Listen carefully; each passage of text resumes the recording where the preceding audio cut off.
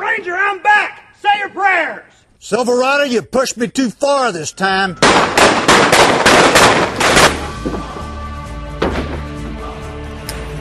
He's a straight shooter from Texas. His name is Steve Schmidt, and he's by no means a quitter. There's an old Ranger saying that no man in the wrong can stand up against a man in the right who keeps on a-comin'. After 20 years as a military man, Schmidt retired from the Air Force Academy in 1988. But he hasn't slowed down. On the contrary, he's kept on a-comin'. I've tried to retire twice, and what I'm finding is I can't turn my brain off. My husband just is an entrepreneur. What can I say? He likes starting new projects. When I left the academy, I did have some contacts. I consulted the Pentagon for a while, and they liked what I was doing, so they sent me to all the defense contractors. The route he first took after retirement was typical. He used his skills and his contacts to build a consulting business. And I was able to brief Ken Chenault, the head of American Express, Dan Burnham, the head of Raytheon, Jeff Immelt, the head of General Electric.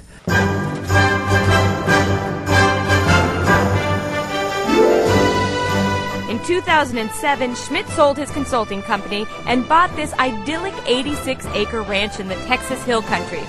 He thought that finally he was ready to head out to pasture.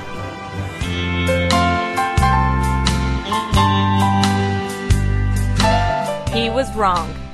We really wanted to just relax and do nothing, but again, things started evolving. I started getting involved in things like building a few facades on the ranch, buying some Longhorns, learning history, reading more books, sharing it with other people, and it just keeps growing. Problem was, he just couldn't stop working. The honest truth is this business evolved out of emotions, passion for the Old West, more than a business plan. We're from Texas. We got to wave the flag, don't we? My business plan was to grab a hammer and start driving nails. And I drove enough nails until I felt a money pinch, and I stopped, and I waited to see if the business would generate return on investment. So we built a very small piece of the town, about a dozen buildings. And my feeling was, if it doesn't work, we'll stop. We're not going to invest the whole thing at the beginning. And now, instead of a quiet house on the prairie, he and his wife own a full-blown Old West tourist theme park. Buffalo! / exotic animal farm / movie set for hire / corporate event facility. Sometimes it scares me because whatever he says does come to pass, and we really have a successful business.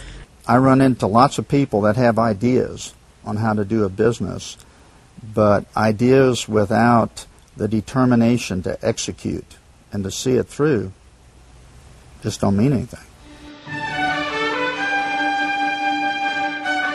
What's impressive about Schmidt's second retirement enterprise, beyond the crazy costumes and strange-looking animals, is that at the age of 56, he entered a business field he knew nothing about. Starting a business after 50, if you're going down the same lines of where you worked for years, you're going to be using all of that knowledge to push you forward. I started a business that I was totally unfamiliar with. So there was a huge learning curve in this particular business.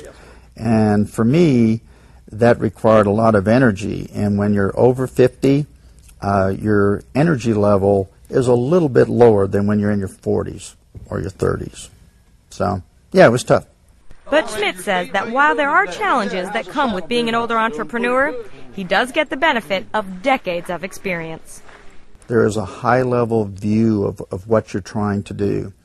And truly a leader has got to be able to see the big picture. If a leader is buried in the details, you can't lead because you don't know where you're going.